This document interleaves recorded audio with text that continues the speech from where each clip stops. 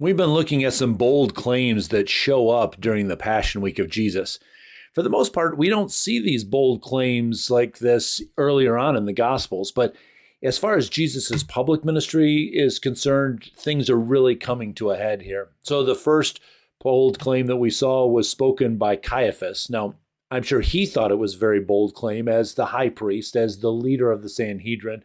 He thought he had the authority. He said, look, it's better for one man to die. He was speaking of Jesus, so that the rest of us can keep our positions of leadership that we have here on the Sanhedrin.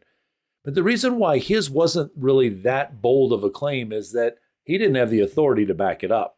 And we learned an important lesson from there that people that have positions, that have titles, that appear to make these bold claims, and they say, this is the end, this is how it's all going to pan out, they don't get the final word.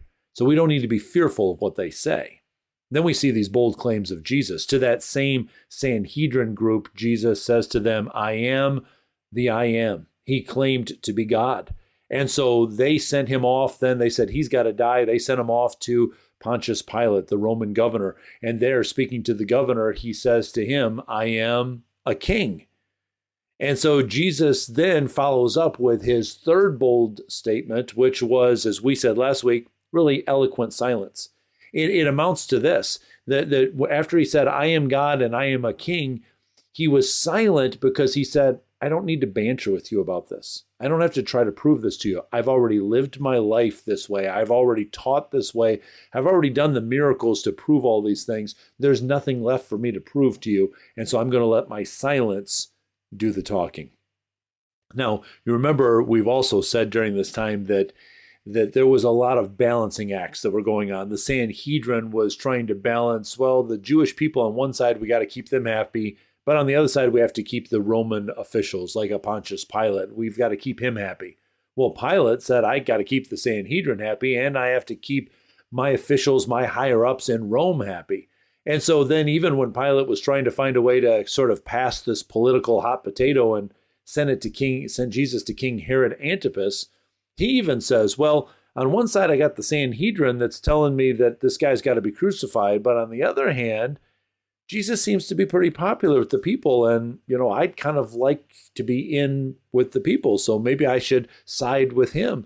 And so Herod sends Jesus back to Pilate without making any ruling at all. He doesn't give him any insight as far as we can tell. But there's an interesting verse that Luke records for us here that tells us how political this had become. It says this, on that day, Herod and Pilate became friends. Before this, they had been enemies. But see, here's the political statement. The enemy of my enemy is my friend. Both Pilate and Herod were having their issues with the Sanhedrin. And so they bonded together over that common enemy. And so you can see how political all of this had become. So Pilate then, it says, called together the chief priests and the rulers of the people. Now notice there's people here now that weren't there before. At the beginning, in verse 1 of chapter 23, it says that it was just the Sanhedrin that brought Jesus. But now they've kind of incited a mob. They've gotten a lot of loud voices. So Pilate called together the chief priests, the rulers, and the people. He calls everybody together, this big crowd that's there, and said to them, you brought me this man, speaking about Jesus, who, as one who was inciting the people to rebellion. I've examined him in your presence and have found no basis for your charges against him.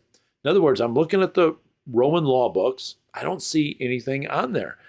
And he says, neither has Herod, for he sent him back to us. As you can see, he has done nothing to deserve death. And so now this is the first time that Pilate says this. Therefore, I will punish him and then release him. And I think that Pilate thought, okay, listen, if I have Jesus flogged, then maybe that will get you to tone it down a little bit, because Jesus will seem, humiliated in your eyes. You, Sanhedrin, you've now gained the upper hand again. And Pilate's saying, and I've gotten off the hook here. But listen to how the people responded. With one voice, they cried out, away with this man, release Barabbas to us. Now, Luke tells us in parentheses here, Barabbas had been thrown into prison for an insurrection in the city and for murder.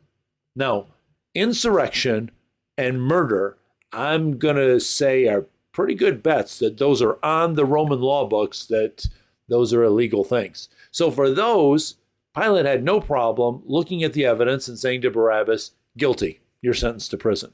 But Pilate also had a tradition that at the Passover every year, he would release one prisoner to the people. And so he's trying to release Jesus, but they said, nope, give us Barabbas instead. Wanting to release Jesus, Pilate appealed to them again, but they kept shouting, crucify him, crucify him. For the third time, he spoke to them. Why? What crime has this man committed? I have found in him no grounds for the death penalty. And he repeats it again. Therefore, I will have him punished and then release him.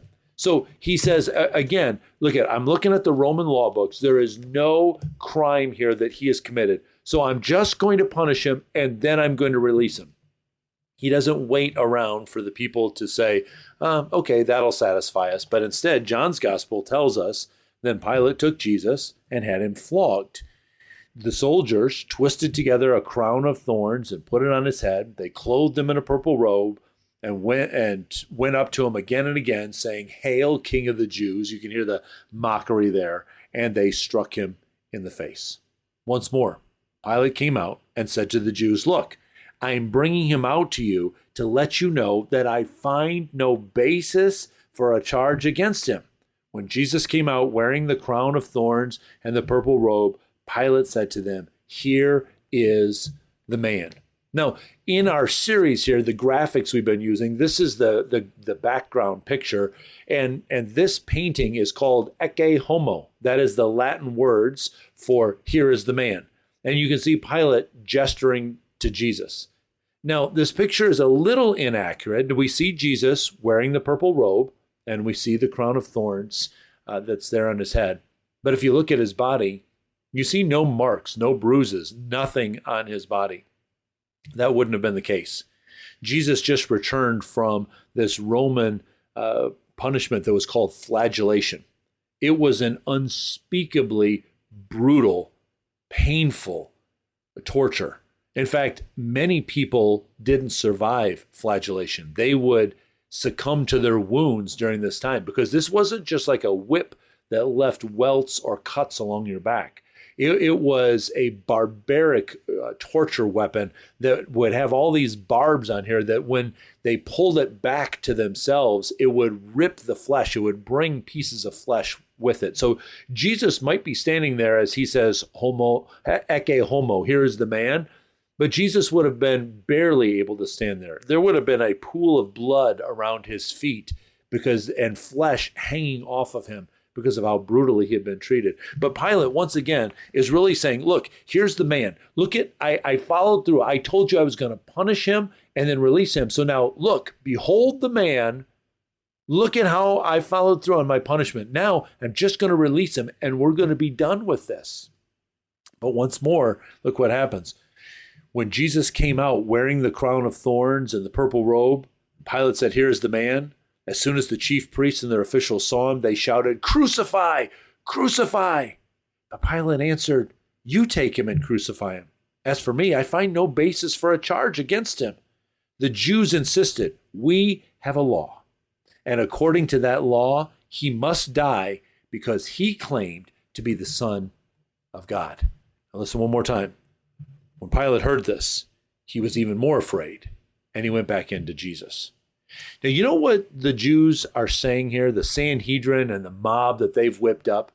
You've probably seen it before. If you've ever seen a movie about Rome where there's those gladiatorial fights that are going on down there on the floor of the Roman Colosseum, and the crowds are packed in there and they're cheering.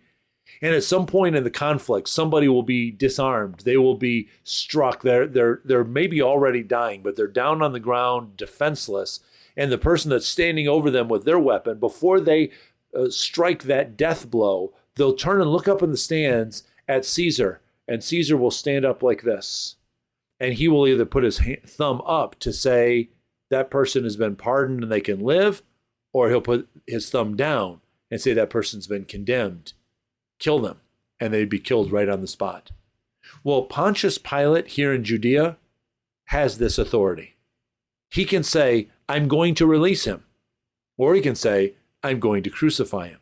He has that authority. The Sanhedrin knows that he has that authority. When they say this, look, according to our law, he must be killed. And they're saying, we can't do that. We don't have that authority. But you do have that authority to kill him. The Sanhedrin knew Pilate had that authority. And Barabbas knew that Pilate had that authority. Pilate had already sat in judgment over him and said, I hear the evidence, guilty, you're in prison.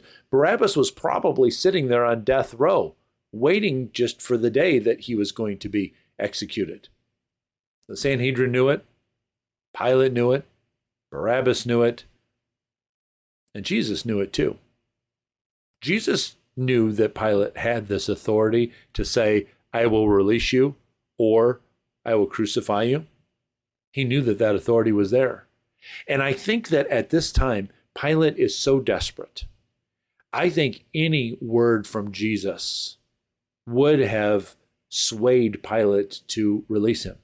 I think that if Jesus would have said something like, hey, listen, I'm going to call on my Father and angels are going to come, or I'm going to tell my followers to fight for me, or if he would have even said, you know what, if you'll just help me sneak out of the country, I'll stay away, you'll never hear from me again. I think any of those things, Pilate would have said, good, I'm just looking for an out on this. But listen to their interaction here.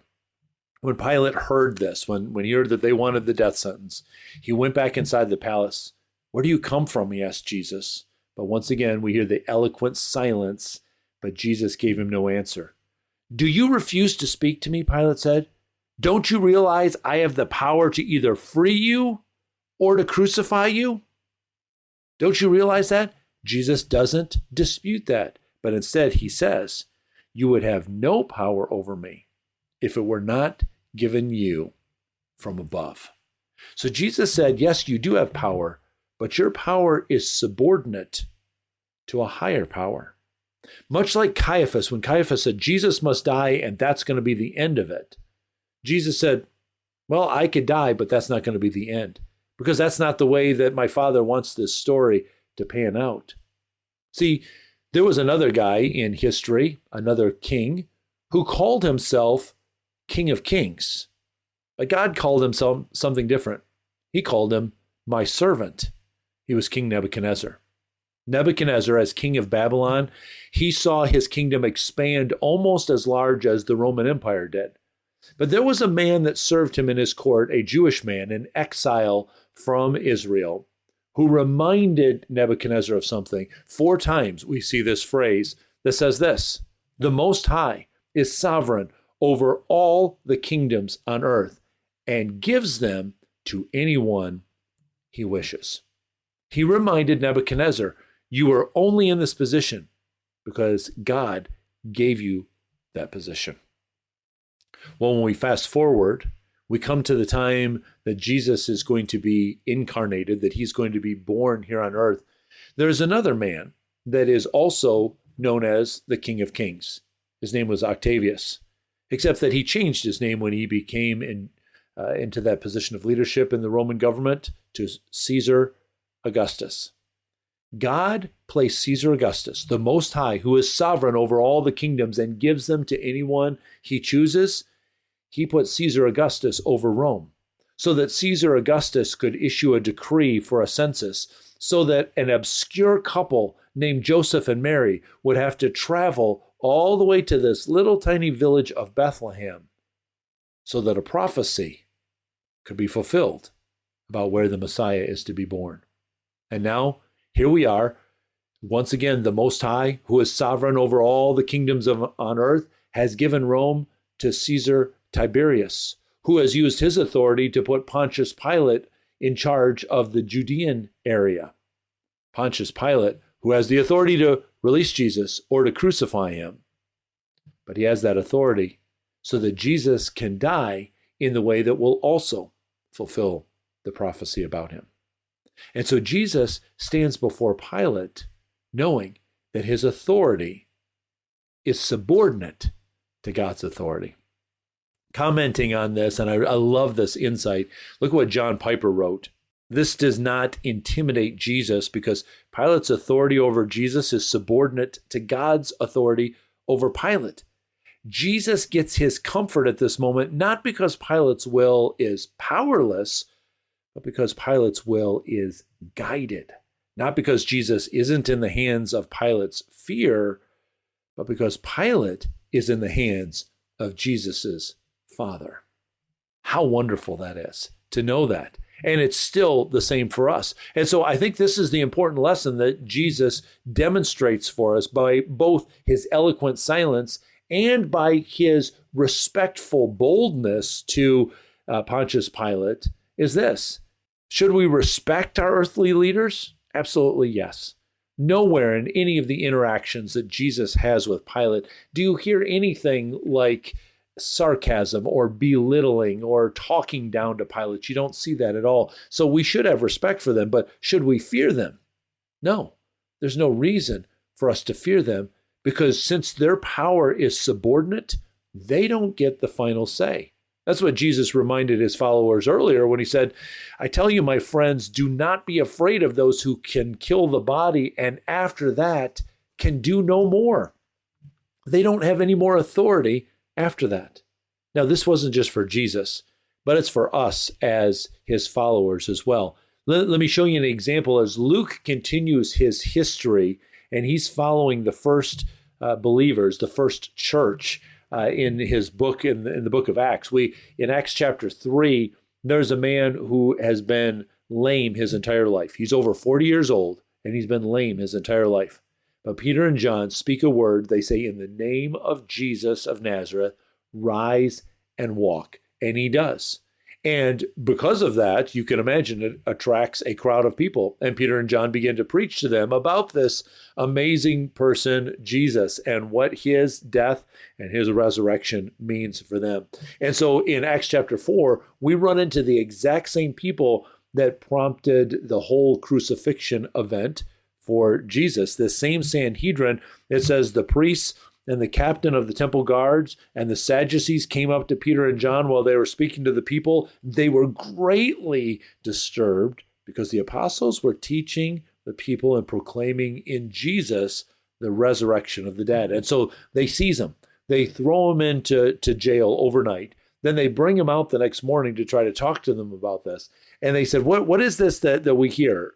What is going on? And he says, look, we're doing this in the name of Jesus. And I love this. He says, it is in the name of Jesus Christ of Nazareth, whom you crucified, but whom God raised from the dead. I mean, he says, listen, let's call it for what it is. You thought that you had the final word on this, but God trumped your will and brought Jesus back to life. And it's in his name, in his authority that we're doing these things. We're preaching the good news of resurrection, of forgiveness of sins, and we're showing how God even does miracles to authenticate this. Now, we have to know, if it was for Peter and John, it's going to be for us as well. This is what Jesus told us. Remember what I told you, a servant is not greater than his master. If they persecuted me, they will persecute you also. Did they persecute Jesus? They did. Did they persecute Peter and John? Paul? James? They did. Did they make up false accusations? Yes. Did they ridicule and mock? Yes. If they did that to Jesus, they're going to do it to his followers as well. Not just here in this first century church, but even in our day as well. Now, remember I've shared with you how political this whole thing had become. The Sanhedrin here, they had become more political than they were religious. And they were using that political authority, but still putting religious labels on everything. They still wanted it to sound churchy. And so Jesus also gave us this warning. They will put you out of the synagogue. In fact, the time is coming when anyone who kills you will think they are offering a service to God. It's still happening today. And make no mistake about it, just because you live in a first world country, a civilized country, a country that claims to have freedom of religion, will not make you exempt from this. So what can we learn? I think that from both the silence of Jesus and these respectful words of Jesus, I think if we sum the whole thing up, I think that we can learn from Jesus bold respect. respectful boldness. I think that Jesus shows us that. So let me give you 5 thoughts to keep in mind. The first one, I've kind of already alluded to it. We need to be prepared that this is going to happen. Here's what Jesus said in Matthew chapter 5. Blessed are you when people insult you, persecute you, and falsely say all kinds of evil against you because of me. Now notice that because of me, not just because we're being obstinate people, but because we're standing up for Jesus. Rejoice and be glad, because great is your reward in heaven. For in the same way, they persecuted the prophets who were before you. Now, I've said this before, and it's good to remember. In times like these, it's always important to remember that there have always been times like these. So Jesus says in Matthew chapter 5, look, they persecuted the prophets that came before you. Jesus said, they're persecuting me. And then we see Peter and John and Paul and James and the rest of them. We see them being persecuted. Well, guess what? It didn't just stop. It's continuing on. We will be persecuted. So, number 1, be prepared for the persecution. But the second thing that Jesus demonstrates for us here is when it comes, we are to be respectful. Now, Peter, in his first letter that he writes to Christians. He calls us aliens and strangers because he says we're citizens of heaven, but we're just living on earth for a period of time. Listen to this verse, and you can hear the respect all throughout this verse. Honor all people, love the brotherhood, fear God, honor the king. You hear that respect in there? So we need to be prepared. And then when the persecution does come, we need to be respectful to those people that the Most High, who is sovereign over all the kingdoms of the earth, those people that he's put in those positions, we need to be respectful of them. The third thing that we need to be is loving. Now listen, it's possible to be respectful without loving someone. You could just kind of go through the motions of respect, but Jesus wants more than that. He wants us to love those people. Here's what he said to us. But I tell you, love your enemies and pray for those who persecute you. So we need to be prepared for the persecution. We need to respect those people in those positions of leadership, but we need to be more than respectful. We need to be loving to them. Then the fourth thing that we need to be is prayerful. You just heard it in that verse, Matthew 5. Love those who persecute you and pray for them. Well, we also hear a prayer then for themselves after the Peter and John are released here from the Sanhedrin. They go back to the church and they said, hey, listen, here's what took place and here's what they've told us. And they go to prayer, and in part of their prayer, they said this: indeed, Herod and Pontius Pilate met together with the Gentiles and the people of Israel in this city to conspire against your holy servant Jesus, whom you anointed. Now listen to this. They did what your power and will had decided beforehand should happen. None of this was a surprise to you, Father. You knew this ahead of time. Now listen to their prayer for themselves. Now, Lord, consider their threats and enable your servants to speak your word with great boldness. Stretch out your hand to heal and perform miraculous signs and wonders through the name of your holy servant, Jesus. So be prepared. The persecution is coming. When it comes, be respectful, be loving, be prayerful, not only for those that are in leadership, but be prayerful for yourself as well. And then we hear it in this prayer, be bold. Be bold.